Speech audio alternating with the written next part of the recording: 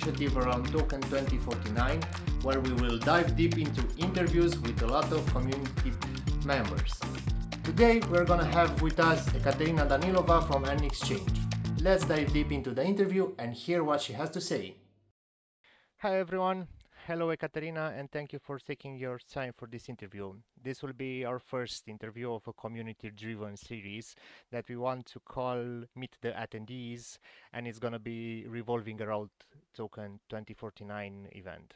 So, Ekaterina, we talked before on Telegram, you shared some details, and obviously I stalked you on LinkedIn and whatnot, but I want to ask you, tell us about yourself a bit and what you are doing in crypto and what app are you working for? Hello, Andy. So I started my career in crypto in 2022 when I joined Binance. And it was a great start, great step into the industry. I gained a lot of knowledge from that company. And recently, earlier this year, I joined n.exchange with an exciting role as business development manager. So it's been around 2 years since I'm in crypto.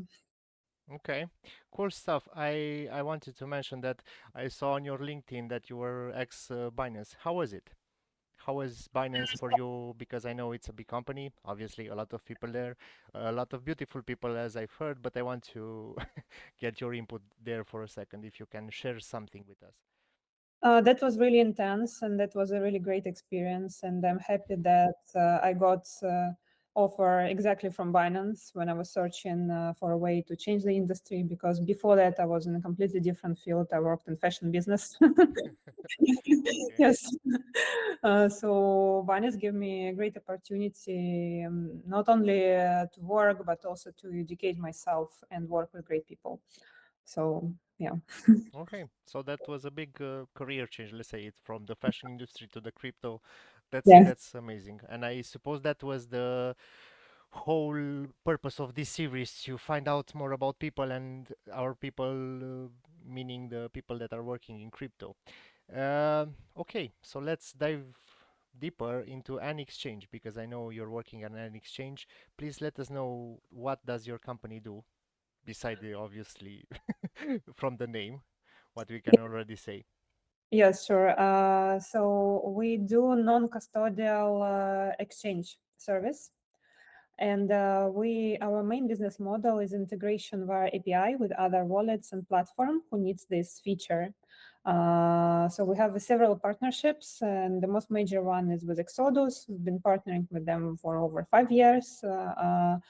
Initially, an exchange was launched by our CEO Oleg Belousov in 2017.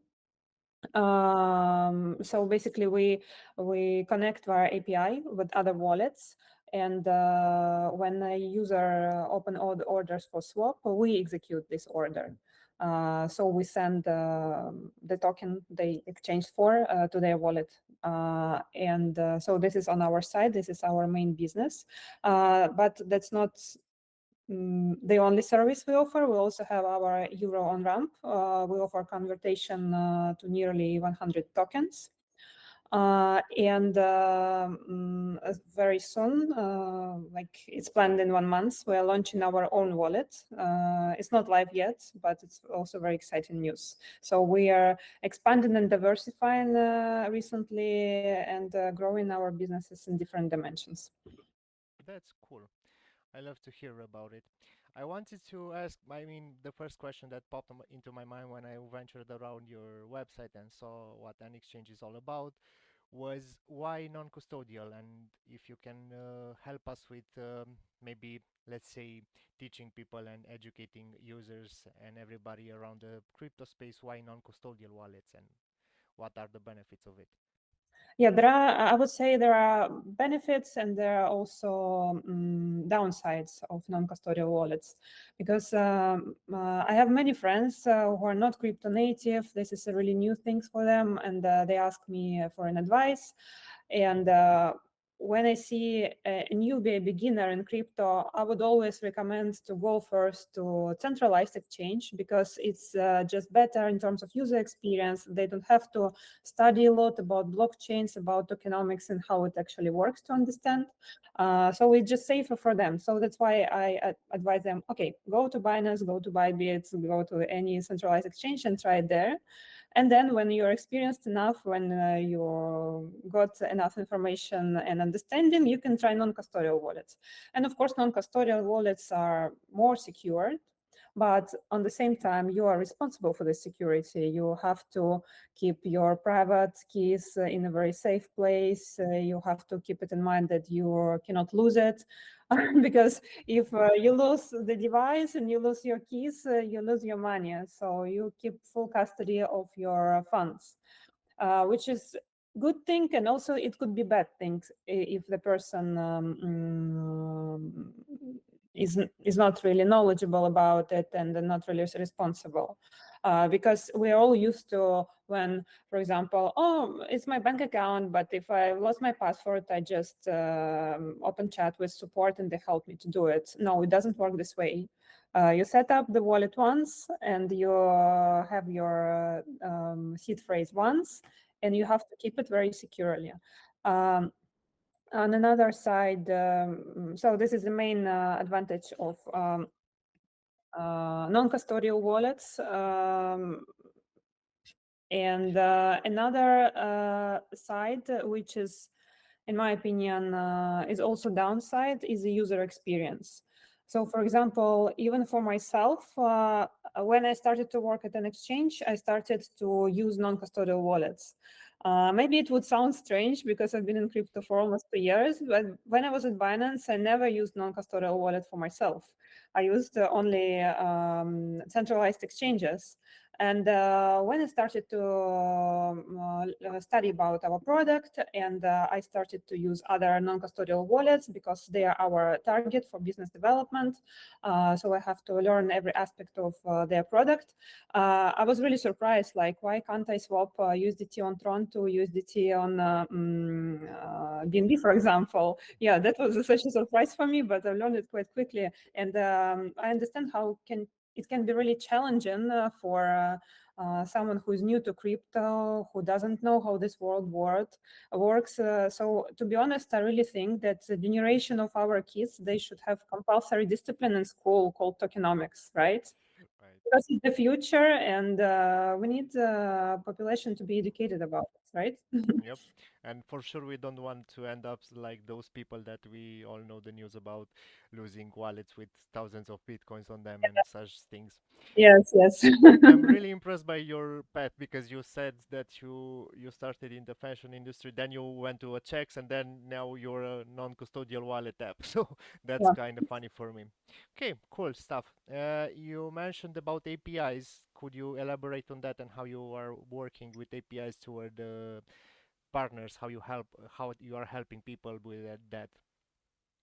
So basically, we have very skilled development team, and we offer integration. It usually takes about 1 month to integrate. It also depends on the request of the partner, what kind of trading pairs they want to use. For example, at the moment, we support about 30 top blockchains, around 100 tokens, and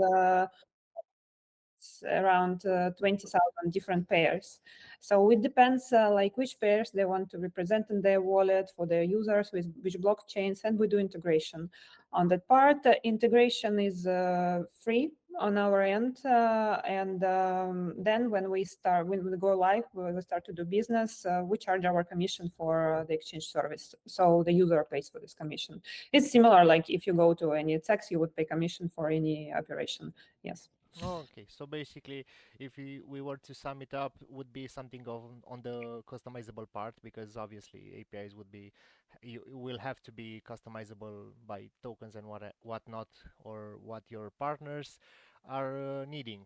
Okay, and that gets me to the next point that I wanted to ask you because you already mentioned about Exodus, and I saw on n.exchange's website that you had some strong partnerships. Exodus being one, SwapSpace.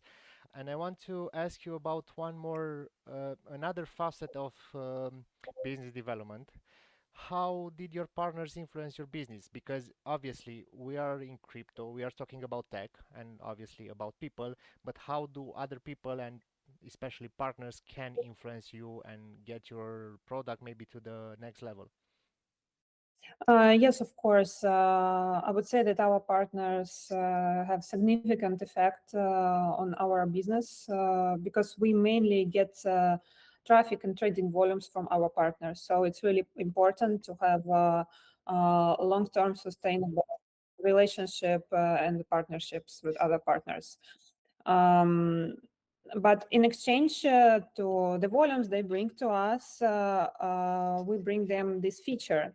So they don't have to form and have people in operations to handle those exchange operations. And it's also very risky.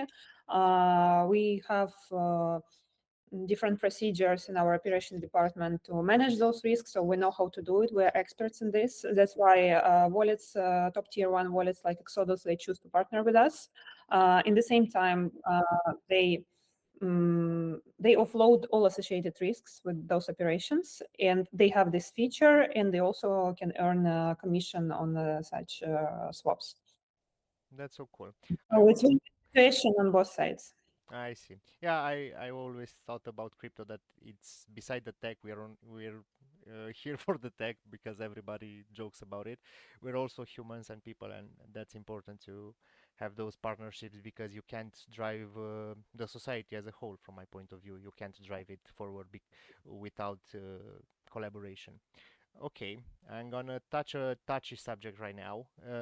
Obviously, being an exchange, you have that fund securities. How do an exchange go about it? Because obviously, uh, funds should be safe and people should have trust in every exchange. That's from from the get-go. How do you guys venture about that topic? So first of all, we have really reliable providers. So we use Fireblocks as our institutional wallet, and it's one of the best institutional wallets in the markets. They treat security very well. Also, when the swap is happening and we execute the order, we don't keep the crypto of the client for a long time. So most of the swaps are executed in 4 or 5 minutes. So after like 4 or 5 minutes, the user gets exchange crypto to their wallet. So it doesn't stay with us for a long time. However, we also treat compliance very seriously. We use email detecting tools. So every transaction goes through these tools. So we track absolutely every through this software. And most of the transactions, like I would say 99%, they pass automatically. But sometimes, if the system detects some dangerous exposure, like darknet or like I don't know, drugs trafficking, etc., or stolen crypto or crypto sent from a sanctioned entity, for example, due to compliance regulations, we have to put this order on hold, and then we contact the customer and like we ask to go through. A certain procedure like KYC and explain us how it happened, because it's not always the fault of the customer, because sometimes they could go to some exchanger in their country, their city, buy some crypto for cash and receive that crypto to their wallet, and they don't know where this crypto is coming from. And then they send it to us because they want to do a swap, and it appears that this crypto was stolen from someone else, you know. That happens to everyone in the industry. We track it seriously. So this is the only cases when the funds can be mm, hold put on hold in our company, and for all the rest the procedure is pretty quick, so it's about like 4 or 5 minutes. And we have really reliable providers to support us, so during the years of operation nothing really happened. Yeah. Okay, that sounds amazing. I'm glad to hear you're taking security. Obviously, security has to be primordial in the crypto space from everyone's point of view, probably. I wanted to go not towards an exchange specifically, but obviously you could answer it from an exchange's position or as a part of an exchange. What would you say it's a hard thing to teach users about crypto? Obviously, you were in a checks, and I know you work somewhere in the users area. Also, now at an exchange, crypto is a vast space. There's a lot of things to learn. We keep on learning every day. What do you think is the hardest thing to explain to people, from the beginners to the more experienced people? Um, First, the most popular question is like how to create a wallet, because people ask me how to create a wallet. And when I start to explain them, there is custodial, non-custodial option. At that moment, I see like there are like rounds like this. Oh, what do you mean? So it's already complicated from the beginning when you have to create the wallet. So I can say something is like more complicated than another thing is just not an easy subject for everyone because we're used to a really traditional banking system. We know how it works, and now we are doing our bit for in contributing to revolution in the world of money, and that's a really transformative period in the history. Um, like for example, I've read a book, Internet of Money, and the author wrote about like, okay, look, people are really scary about crypto. They think it's scam and something like they don't know anything about it. But now try to imagine many years ago when people were asked to exchange the gold to paper money. I think they were more scared at that time, right? Right.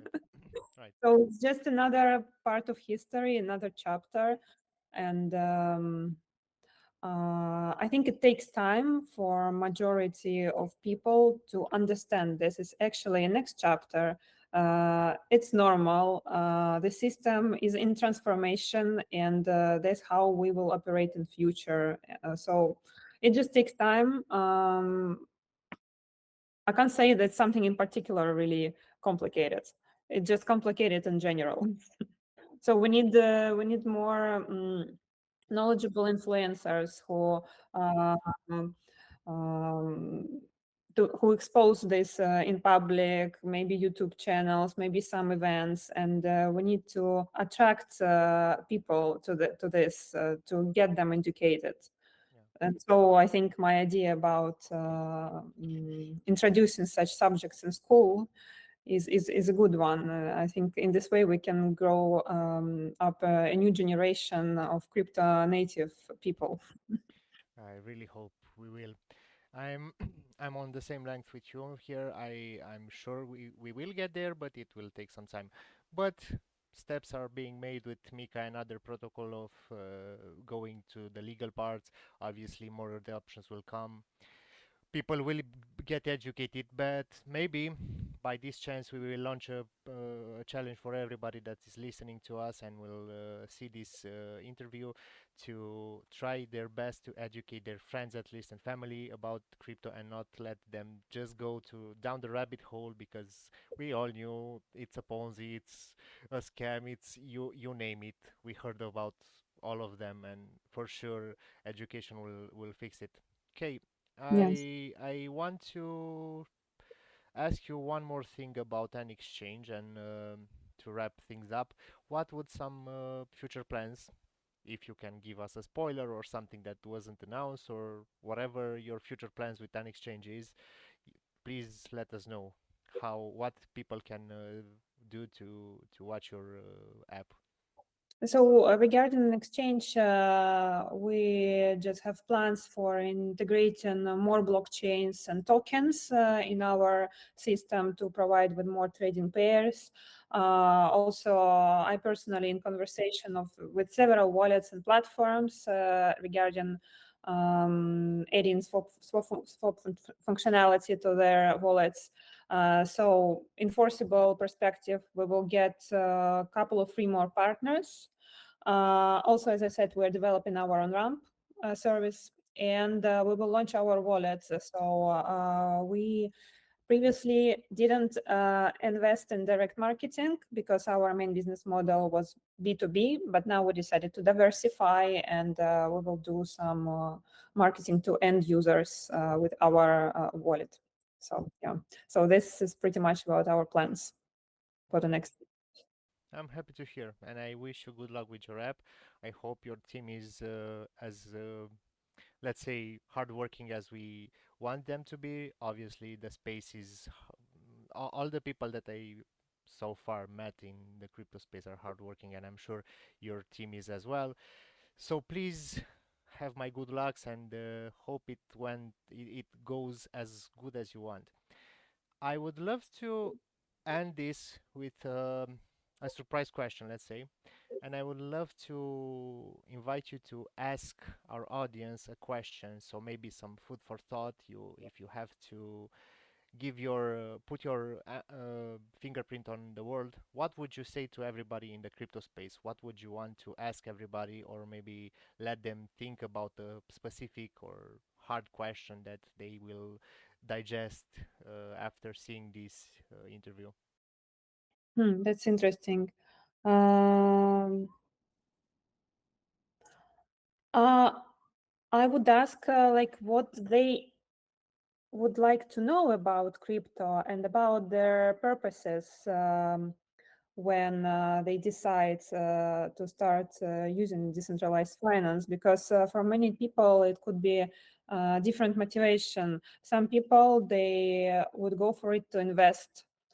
Some other people they would like to try crypto trading and try to make money in short term, which is quite risky in my opinion. And I wouldn't recommend anyone to go into this from the day one, because only experienced people can make money on trading. So if you're a beginner, just long-term investment is the best.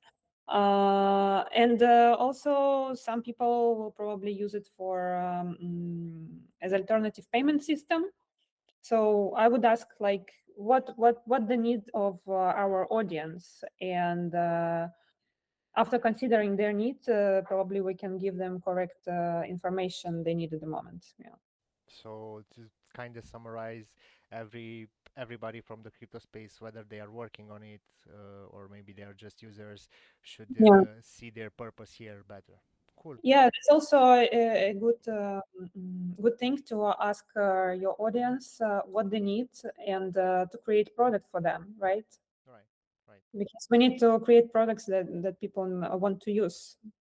So And product market fit would be a good asset for everybody that wants to build in crypto. So take that into consideration if you want to actually start another app whenever me, Ekaterina, or whoever is listening to this one. Thank you, Ekaterina, for your time. It was a pleasure talking to you and finding out more about n.exchange. Please let's hear each other on the Telegram afterwards in the DMs. I would love to ask you for all your contact information. Obviously, n.exchange website will be present, and I would love to link everything there. So maybe if somebody is watching this and maybe hearing this while traveling wants to address your question, they can reach out to you as fast as possible. And there's about it, and that should be a wrap. Thank you for your time one more time. thank you so much, Andy, for inviting me, and thank you for having this experience. It was a pleasure to have this interview with you. Have a good one. Bye bye. Have a good day. Bye. So that's a wrap. We had Ekaterina Danilova for an exchange with us, which we want to thank for being our first guest in this interview series. Stay tuned for more interviews, they are coming soon, and we'll see each other at Singapore during the Token 2049, and don't forget, let's talk crypto.